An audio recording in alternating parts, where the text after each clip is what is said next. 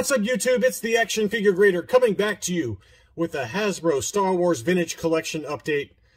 My son recovered from COVID. Thank you for all who asked. And then my wife caught it. It never ends, man. It never ends. There's always something in my household. So my wife is doing fine, but she's still got another 4 days of quarantine or so. But man, it's just ripping through our family, and luckily everybody is happy and healthy. But I got a lot of vintage collection items that have sold recently, and the prices, I mean, I thought vintage Kenner prices were nuts, and some of these in here have set new high watermarks for a number of different characters. So I'm going to go ahead and dig right in. This is VC09, the Revenge of the Jedi Unpunched Boba Fett with the limited edition prototype Boba Fett armor sticker. And man, is that hot. That is one I would love to have in my collection. And I thought this one was actually a pretty decent price. This one sold in the UK, and this one sold about 5 days ago. I've got a lot of data here that dates back, 5 or 6 days all the way up until today. Today being August 13th. So we got a lot of data. But this one sold for the equivalent of $262 plus change. Obviously, with shipping over here, it would have been expensive, but I mean, this thing was in really, really nice condition overall. And I've seen these very, very regularly sell over here in the US side of eBay for much more than that. So I thought that price was great, whoever picked that up. I assume it's somebody over in the UK. But another data point for those of you who don't have it like me, it's a really awesome card. I love having the Boba figure, the Boba Fett card back, and then the offer sticker for the prototype Boba Fett. It's just a nice combination. Next, we have the Ultimate Galactic Hunt foil version of the Magna Guard VC18. Another one that I thought the price was pretty reasonable. Obviously, these come punched, but for the foil card backs, but pretty nice shape overall. Just some light dings here and there. And that one sold for $99 here in the U.S. plus $5 shipping. Pretty decent price, really, and only one bid, which surprised me. I've seen that foil Magna Guard go for 120-ish. I think was the high price I've seen so far. And please keep in mind that when I start referencing a lot of these old data points or old price points, that it's only on memory. I didn't double check that before I started filming. So my memory is not what it used to be, folks. So keep that in mind. We had a couple of Jango Fetts that sold, I think 2. This one was an unpunched US card. That one sold here in the US for $184. Free shipping too. And that's on the low end for where we've seen Jango Fett sell, VC34 sell recently for the unpunched, in pretty high grade condition. I've seen it, into the 250 range. So 184 I thought was actually a pretty good price for that one. On the other end of the spectrum, we had another one that was a US card. This one sold over in the Netherlands. And, this might be a factor of the fact that it's a US card, but being sold over in Europe, that TVC collectors over there, it minimizes their shipping costs to get something that's already over there. So they're willing to pay up a little bit more for it. Maybe that's just me speculating. I don't know. But that one sold for $221 plus, for us, $40 shipping. But I assume it's somebody, again, over there. This seller, Darth Farsha, had a number of just amazing TVC 1.0 figures that we're going to go over here. But this is one of them. And it looked pretty immaculate, pretty much case fresh. $221.35 was the final sales price. And again, if you're a TVC collector over there and you want a US card back to add to your European card back, that's that's probably the best way to get it when you find a seller that's already over there. So just another data point, and that's more in line with where we've been seeing them sell. But another one that really interests me that I'm surprised didn't sell a little bit higher, this was VC55 with the prototype Fett offer.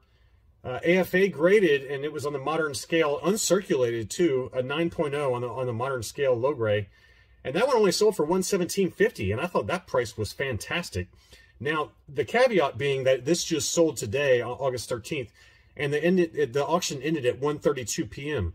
on a Friday, so people are still working. They're trying to close up shop for the day to get back home for the weekend, and so I think a lot of people just missed it. But I think if this seller had started this auction to end on a Sunday night, for example, or Saturday night, I think he would have gotten a lot higher price. But that, to me, was a great price. And I was tempted, but space is the issue for me. So whoever got that, great deal. Congratulations. Already graded for $117.50. I would take that all day long. Here was a really nice mint and sealed box mailer with the VC61, I believe is the number, for the prototype Fett. And the box looked to be in pretty darn good condition. Pretty immaculate overall. And that one sold for $124. I thought that was a great price. And that's pretty much in line with, and this was in the UK, but this is pretty much in line with where they've been selling for a near mint box, still sealed with the mailer. 125-ish. I've seen very regularly the sales price for that one. I would love to get one of these and get the figure uncirculated next to the box, which I already have that. But the reason I want to do it again is because I've got the Toys R Us flyer that I received as a gift from Boss Bounty, the YouTuber. And I would love to have the box, the figure, and the Toys R Us flyer all together. Again, that space constraints on that one would be very difficult, but I think it would look really cool. I've seen a few UKG graded examples that have done that, and it looks amazing. So, pretty good price for that one, though. VC64 Unpunched Revenge card back for Princess Leia in her slave outfit. This was Darth Farja again over in the UK, and this one sold for big money, as you would expect for a US card to be overseas, like we just talked about. That one sold for $304 in US dollars, 220 pounds, plus shipping. Wow, that's a big number, way higher than it would sell for over here. But, you know, again, it's someone's going to pay a premium. It had a couple of light dings in that one left-hand corner, just a couple of minor edge wear at the bottom of the card, but overall, pretty darn nice condition. And someone was willing to pay up for it to get that US card over there, and that $304 was the final sales price, or 220 pounds. All right, now we're going to get into Aurra Sing, okay? Aurra Sing, there's been a lot of speculation that we're going to see Aurra Sing here soon, either in the Book of Boba Fett or in The Mandalorian or even in Ahsoka. And I've seen that her comics have jumped up in value here recently with that speculation. And maybe that's what's driving the price on the VC as well. I don't know, but there were 3 different ones, I believe, that sold. We're starting with the cheapest one. This one was an unpunched European card back that sold for $120 plus shipping, 87 pounds. That's about market. That's about where typically it's been selling here in the US with the US card back. But they jump up from here. This one sold for $160, and this was a US card in the US auction. Really mint example. They looked really nice. I didn't look at all these close photos closely, but it looked pretty darn perfect. But 160, so it went from, for the European card back, 120, for the US card back, 160, but then it goes even higher. This was another US seller. This one sold for 171 and change plus shipping. So you're talking almost $200 with eBay taxes for this one. So that, to me, is the new high watermark for Aurra Sing. I've typically, it's always hovered around 100 to 125. At least that's what I've seen. You guys might disagree with that, but now we're seeing close to 175. So it's a big jump. And all of these were, so this was, this one that sold at 171 closed August 8th. This one that sold at 160 was also August 8th. And then this one that sold at 120 was also August 8th. So all 3 of those closed the same day, but the prices range from 120 to 160 to 170. So a massive swing there. And it seems like the low end of that was the European card back. So maybe it's just people discounted the card back because they didn't like the, you know, the warning stickers that are on the back of that. I don't know. Me personally, I love these European card backs. Maybe because I don't have one, but this one did have just some very slight edge wear and a little bit of curling at the bottom. But anyway, 3 data points for Aurra Sing, but you can expect for that US card at least to pay 160 to 170 now, when it used to be 120. Another one that went pretty high, this was, again, over the UK, US card, the Princess Leia deleted scenes Blu-ray version of the Sandstorm outfit. That one sold for 106, another high number. Referencing back to a previous market update, I think even last week or the week before, that same price point was the number. It sold at about 106, 105, somewhere in that range. Another one that surprised me on the low end, actually, was this Shea Vizsla VC101. This sold yesterday. It closed at 7:08 p.m. my time. And this was an unpunched example, really nice, but the seller only included 2 photos. So I think that this is a case where if the seller had given some better close-ups of different angles of the blister in the corners, he probably would have gotten more money for that. But 278 is on the low end for where I've seen Shea Vizsla sell. I've seen it sell as high as 325 ungraded. So, but still, I think that price, whoever got that, I think that was a very fair price, you know, on the low end of the market for Shea Vizsla. And this is one I am absolutely on the hunt for. It's probably my #1 want right now, Shea Vizsla. All right, and we had a few Ahsokas that also closed. And again, referencing what I just told you about sellers not including much information in terms of photos. This one only had 2 photos, both of them still in the star case. It's still sold, this VC-102 Ahsoka still sold for $510, and it looked mint, but you know, you're taking a risk as a buyer that, you know, like if you look right here, is this reflection or is that on the card? I don't know. And maybe the seller's hiding something. I don't know. I'm not accusing the seller. I'm just saying that you really should, for something this high end, this is one of the most expensive figures in the line. And if you're going to auction this off, this one auctioned with 24 bids. It sold at $510 plus shipping. If you're going to auction something like this off, include more photos, in my opinion. Now, that gives you the low end number for Ahsoka. I mean, I've seen as low as like $450, but that's a pretty realistic low number. It's about $500. Now this one, this seller included, he mentioned the condition in perfect condition, mint undamaged. He included a ton of different photos. And this was, again, the US card back, just pretty darn immaculate. And that one sold for $740. This was over in the UK.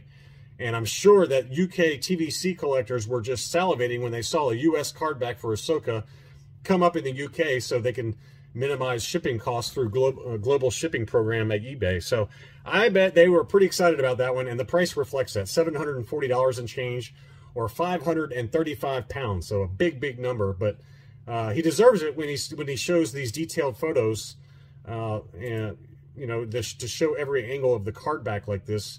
And that's another pretty high price point for an ungraded Ahsoka. Here was a third one. This one was also in the U.S. Another U.S. card back, unpunched, and again, the seller included a lot of photos. This one even had a little bit of wave to the card, as you can see here. It's not perfectly straight, and he still got $750. So assuming that the other one that sold for $510 was in similar condition to this one, you know, this one was not perfect by any means. It had some wave to the card. Otherwise, pretty clean example. But that one sold for $750. So I think that other seller, if that card was in good shape and he wasn't hiding anything, I mean, he left a good solid $240 on the table by not including better photos. Next, another number that easily eclipsed any high I've seen. This is Neon Numb VC-106. I think in just the last video, we saw a pretty near mint plus example of Neon Numb sell for close to $100 or $110 maybe at the high end. This one sold for $140. So another really high number plus shipping on that one. So, I mean, you're talking, for me, that would have been, you know, 170-ish with shipping and taxes. So just a really high number for Neon Numb, and clearly that one is on the uptick for prices. Here was one that on the other end of the spectrum, this one looked to be in pretty darn near mint condition for a weequay. Maybe some edge wear up there. I can't tell if that's reflection at the very top of the card back or if that's edge wear. It might be a little bit of both, but pretty nice example of weequay here. It had a little bit of card rub, but as you can see in this photo, this seller showed that he pulled it straight from a sealed case. And wow, what an awesome item to see this original shipper case for that Wave 5 from 2012. That was a pretty rare shipping, or a pretty rare wave within the Vintage Collection 1.0. That one sold for $143 plus shipping. I mean, that's towards the lower end where I've seen weequay sell. I've seen him more like $175 to $200. So that was a good pickup. Here's another Leia. Now, this is a U.S. card back, same seller over in the UK. Very minty, VC-111. That one had 14 bids and sold for 92 pounds or almost $130 in the U.S. You know, it's always kind of been in that price point, so that's kind of right in line with market, in my opinion. Next was here in the U.S. This was one that definitely surprised me. I did not realize that VC-112, the Sand Trooper, had gotten so expensive, but here we are. This one even had some scratches right here, as you can see, a scratch that goes from the whole the unpunched punch area all the way through the Star Wars logo. So it had a scratch on that card back, and it still sold for $147.50. So I knew it was above $100, but I didn't realize we're talking $150. And I guess, you know, given the condition of that card with the damage there, I would assume you're probably closer to $175 for a really mint example for that Sand Trooper. So that one surprised me a little bit. Another high water mark for me, at least in terms of ones I've seen, is this Prune Face. This was unpunched, really nice example. That one sold for $120 plus shipping. I've seen more like $100, so maybe $110. So a little bit higher than where we've been seeing here lately, but really nice example overall, and just another high water mark. That one sold August 6th, so that data is a little bit older. I just haven't gotten around to doing another TVC market update, but Lastly, I want to talk about this one. This is VC-113, the original issue Republic Trooper in the Old Republic. And, you know, a viewer on my channel, he'd mentioned, you know, hey, Hasbro's going to keep re-releasing these figures like they're doing with this Rebel Trooper. And, you know, this one obviously won the vote from the vault this year and is going to be re-released. But I guess my point to him was that, hey, the Republic Trooper is still going up in price. You know, I'd say even pre-vote from the vault, it was like 200-ish. And then the vote from the vault happened, and it kind of, you know, prices seemed to kind of level out there, like 200 to 225. Well, this one just sold for $247.50 plus shipping. I mean, you're talking $275 to $280 for me to buy this, even in the U.S. So the interesting thing is, I very regularly over in the UK for the European card back for this, I saw a guy that had a case fresh example. It still had the shipper box. He showed it pulling it out of the shipper box, and it was case fresh just like this one, but it was the European card back. And he had his auction starting at $150, I think, US, and he couldn't give it away. He had to relist it 2 or 3 times before it finally sold. So I don't know. I guess you know, this is a second example within this video where we've seen the European card back versus the US card back and the price differential there. But I don't know. To me, they're both awesome card backs, and I'm just a little surprised by that differential of, let's call it $75, almost 50% on the price of that European version for this Republic Trooper. But anyway, just some more data points and kind of thoughts as I see the prices continue to creep up. You know, tying it all back to that rarity video that I made.